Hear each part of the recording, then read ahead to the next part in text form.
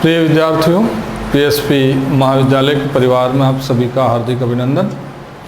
आज के सेशन में हम जानेंगे पाठ्यक्रम पर हम चर्चा कर रहे हैं हिंदी साहित्य फर्स्ट ईयर का प्रथम सेमेस्टर जो है उसमें हिंदी साहित्य का इतिहास। तो आप सभी को विदित है कि जीजीटीयू विश्वविद्यालय में इस वर्ष जो है वो फर्स्ट ईयर में सेमेस्टर सिस्टम लागू कर दिया गया है।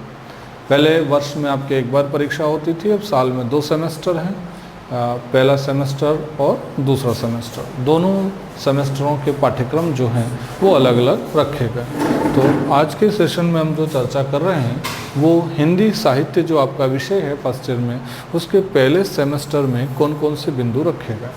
तो पहले सेमेस्टर का जो शीर्षक है वो क्या है, हिंदी साहित्य का इतिहास। तो हिंदी साहित्य के इतिहास की जानकारी जो है वो पहले सेमेस्टर में आपको जाननी है। तो पाठ्यक्रम के एक एक बिंदु का सामान्य परिचय अपन जो है वो आज के सेशन में उस पर चर्चा करेंगे। तो 3 इकाइयाँ हैं पहले सेमेस्टर के अंदर। पहली इकाई जो है उसमें आपको जो जानकारी चाहिए वो किससे संबंधित है, आदिकाल से संबंधित। आप सभी जानते हैं कि हिंदी साहित्य का जो इतिहास है वो 4 भागों में बटा हुआ है। पहला भाग जो है वो आदिकाल है, दूसरा भाग जो है वो भक्ति काल है, तीसरा रीतिकाल है और चौथा है आधुनिक काल। तो हिंदी साहित्य के इतिहास के चारों भागों को आपके पहले सेमेस्टर के अंदर पूछे जाने हैं। तो इकाई फर्स्ट, ध्यान रहे 3 इकाइयाँ हैं, तीनों इकाई में चारों कालों का समावेश किया गया है। अब हिंदी साहित्य के इतिहास के किस काल में कौन कौन सी बातें हमें जाननी हैं तो वो हम देखेंगे। तो इकाई फर्स्ट जो आती है, इकाई फर्स्ट में कौन सा काल है, आदिकाल है। आपको ये जानकारी होनी चाहिए कि हिंदी साहित्य का इतिहास के काल जो है वो कौन से कालखंड को किस नाम से जाना जाता है। तो आदिकाल में आपसे पहला पॉइंट बिंदु जो दे रखा है वो क्या दे रखा है, सीमा निर्धारण और नामकरण की समस्या। यहाँ आप जानेंगे कि सीमा निर्धारण और नामकरण की जो समस्या है वहाँ से किस प्रकार के प्रश्न आपको पूछे जाने हैं। तो सीमा निर्धारण का मतलब सीधा सा है कालखंड, कि कहाँ से कहाँ तक के कालखंड को हम आदिकाल नाम से संज्ञा देते हैं। तो ध्यान रखें, आदिकाल की जो समय सीमा है वो हिंदी साहित्य के विभिन्न विद्वानों या कहें कि इतिहासकारों ने अलग अलग समय का निर्धारण किया है। तो आचार्य रामचंद्र शुक्ल जी जो हैं उनका जो हिंदी साहित्य का इतिहास है वो प्रामाणिक कृति है और सर्वमान्य है। हमारे सिलेबस में भी जो मान्यता प्राप्त इतिहास है वो किसका चल रहा है, आचार्य रामचंद्र शुक्ल जी का। तो शुक्ल जी के अनुसार अगर हम देखें तो आदिकाल की जो समय सीमा है वो कब से कब तक मानी गई है, तो 1050 से लगा के 1375 ये विक्रम संवत है। आप ये बात ध्यान रखेंगे, विक्रम संवत 1050 से 1375 विक्रम संवत जो है इस कालखंड को किस नाम से जाना जाता है, आदिकाल के नाम से जाना जाता है। तो सीमा निर्धारण में आपको ये ध्यान रखना है किस समय। हाँ, यहाँ एक बात की आपको जानकारी होनी चाहिए कि विक्रम संवत और ईस्वी सन में क्या अंतर होता है। कई बार विक्रम संवत न पूछ के ईस्वी सन पूछ लिया जाता है। तो ईस्वी सन और विक्रम संवत में अंतर आप ध्यान रखेंगे कि 57 वर्षों का अंतर होता है। विक्रम संवत जो है वो आगे चलता है, ईस्वी सन जो है वो पीछे चल रहा है। विक्रम संवत आप जानते हैं राजा विक्रमादित्य के समय से गणना की जाती है और ईस्वी सन में ईसा मसीह के सूली पे चढ़ाने के दिन से गणना की जाती है। तो ईस्वी सन और विक्रम संवत में आप याद रखें कि 57 वर्षों का क्या है, अंतर होता है। विक्रम संवत में से 57 वर्ष हम घटा देते हैं तो हमारे सामने क्या आ जाता है, ईस्वी सन आ जाता है। तो ये जो समय सीमा मैं आपको बता रहा हूँ ये समय सीमा किसकी है, विक्रम संवत। तो ये आप याद रखेंगे कि 1050 से लगा के 1375 तक का जो कालखंड है वो किस नाम से जाना जाता है हिंदी साहित्य में, आदिकाल के नाम से। दूसरा, नामकरण की समस्या। तो आप सभी को जानकारी होगी कि आदिकाल का नाम विभिन्न विद्वानों ने अलग अलग नाम दिए। जैसे अगर मैं कहूँ कि आदिकाल का नाम आदिकाल किसने दिया है तो आचार्य हजारी प्रसाद द्विवेदी और डॉक्टर रमाशंकर शुक्ल रसाल जो हैं उन्होंने संयुक्त रूप से इस कालखंड को किसने क्या नाम दिया है, आदिकाल दिया है। अगर हम आचार्य रामचंद्र शुक्ल जी की बात करें तो आचार्य रामचंद्र शुक्ल जी ने आदिकाल को जो है वो वीर गाथा काल के नाम से पुकारा है। तो विभिन्न जो विद्वान हैं तत्कालीन परिस्थितियों को देखते हुए अलग अलग जो है वो इस कालखंड को नाम देते हैं। तो नामकरण की समस्या में जो भी विद्वान हैं उन विद्वानों ने क्या क्या नाम दिए ये आपको अच्छे से याद रखना है। नाम सीमा निर्धारण में बस कालखंड समय याद रखना है।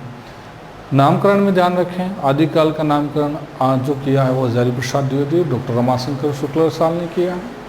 आचार्य रामचंद्र शुक्ल जी ने इस समय को वीरगाथा काल नाम दिया है। आचार्य विश्वनाथ प्रसाद मिश्र जी ने इसे वीर काल कहा है। डॉक्टर धीरेन्द्र वर्मा ने इसको अपभ्रंश काल कहा है। तो और मिश्र बंधुओं ने, और जितने भी मिश्र बंधु हुए, शिव सिंह सेंगर हुए, आप जिनका भी इतिहास देखते हैं तो इस कालखंड का डॉक्टर राम कुमार वर्मा हुए, उन्होंने अलग अलग नाम दिए। तो नामकरण की समस्या में ऐसे प्रमुख विद्वानों ने जो नाम दिए आपको वो याद रखना। तो पहला बिंदु समझ में आ गया, सीमा निर्धारण में कालखंड और जिन जिन विद्वानों ने इस समय के जो जो नाम दिए वो जानकारी आपको होनी चाहिए। फिर आदिकाल के अंदर का कौन कौन से साहित्यों का समावेश किया है तो ध्यान रखें, सिद्ध साहित्य होता है, नाथ साहित्य है, जैन साहित्य है, रासो साहित्य है, और इन सभी की क्या होती है विशेषताएं। तो पहले यूनिट के अंदर आपको सिद्ध साहित्य के बारे में पूछा जा सकता है, नाथ साहित्य के बारे में जानेंगे, जैन साहित्य है, रासो साहित्य है, और इन सभी साहित्यों की आपको क्या जाननी है, विशेषताएं जाननी। ध्यान रहे सिद्धों की संख्या जो है वो कितनी थी, तो सिद्ध कितने हुए, 84 हुए। नाथ कितने हुए, तो नाथों की संख्या कितनी थी, 9 थे। 9 नाथ थे, 84 सिद्ध थे। तो थोड़ा सा मैं आपको बता दूं जानकारी कि तंत्र मंत्र तोने टोटके वाले जो लोग थे और योग साधना में जो विश्वास करते थे वो कौन से लोग थे, सिद्ध लोग थे। सिद्धों को याद रखने का एक बेहतर तरीका मैं बताऊं कि जिन नामों के अंत में पा वर्ण जुड़ा हो, जिन नामों के अंत में क्या जुड़ जाएगा, पा, वो पा नाम वाले सारे क्या थे, सिद्ध थे। जैसे आपने नाम सुने हो सिद्धों में, तो एक सरपा होते हैं, सरैपा, एक शबरपा होते हैं, शबरपा, एक लुईपा होते हैं, लुईपा, एक कणप्पा होते हैं, कणप्पा। तो ये पा नाम वाले जितने भी लोग हैं अंत में क्या लगाते हैं, पा, ये सारे क्या हैं, सिद्ध हैं। तो ऐसे कितने सिद्ध हुए, 84। 84 सिद्धों में सबसे महत्वपूर्ण व्यक्ति जो है उसका नाम क्या होता है, लुईपा होता है। और आपके पाठ्यक्रम में ये सरैपा जो है इनका विस्तार से आपको पढ़ना है, अलग से आपको प्रमुख कवियों में दे भी रखा है। दोहा कोश इनकी बहुत चर्चित पुस्तक है, ग्रंथ होता है। तो सिद्धों में आप ध्यान रखेंगे कि बौद्ध धर्म की 2 शाखाएं हुई थी, एक वज्रयान शाखा होती है, एक सहजयान शाखा होती है। तो वज्रयान शाखा से कौन निकले होते हैं, सिद्ध निकले होते हैं। तो सिद्ध जो है वो वज्रयानी होता है। तो सिद्ध साहित्य जो है उसमें आपको ये सब जिन लोगों को पढ़ना पड़ेगा, इनका जो जो रचनाएं आती हैं उन रचनाओं की क्या क्या विशेषताएं होती हैं, ये सारी जानकारी है। नाथ 9 हुए हैं, आपने जाना होगा नाम, मत्स्येंद्र नाथ थे, गोरखनाथ थे, जलंधर नाथ थे। तो ऐसे 9 नाथ हुए, यानी गोरखनाथ के नाम से तो आप लोग परिचित होंगे ही होंगे। नाथों ने सिद्धों ने जिस प्रकार का समाज में कार्य किया था और अपनी स्वार्थ पूर्ति के लिए समाज को जो भ्रमित किया था, उनके यथार्थ का उद्घाटन किसने किया था, नाथों ने किया था।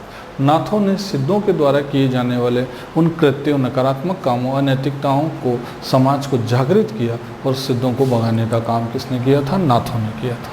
तो नाथ साहित्य भी अपन को पूरा पढ़ना पड़ेगा।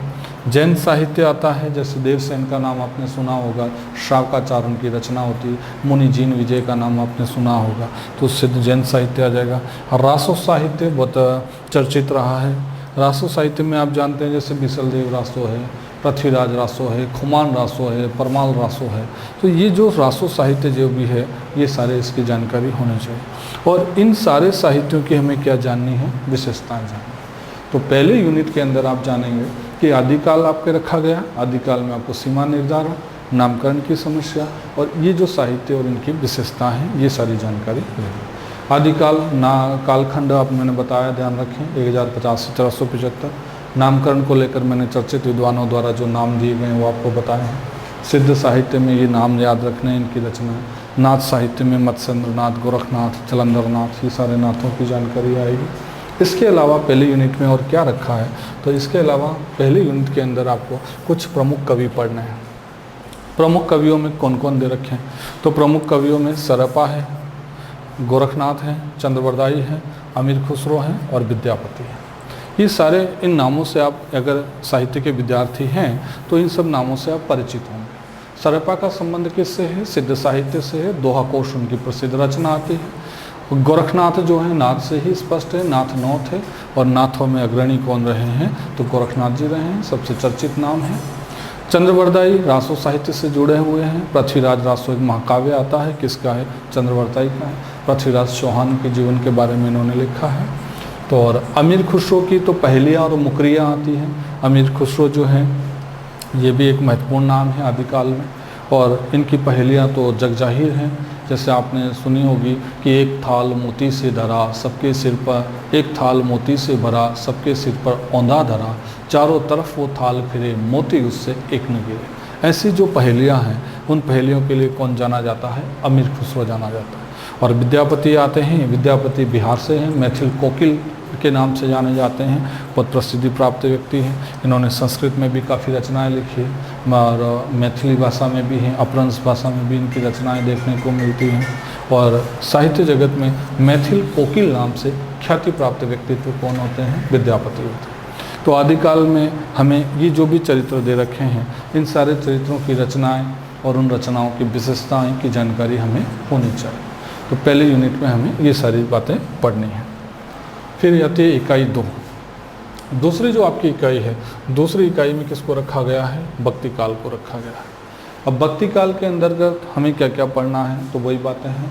पहले सीमा निर्धारण की बात आती है, तो आप ध्यान रखें भक्ति काल की जो समय सीमा है वो कब से कब तक मानी गई है?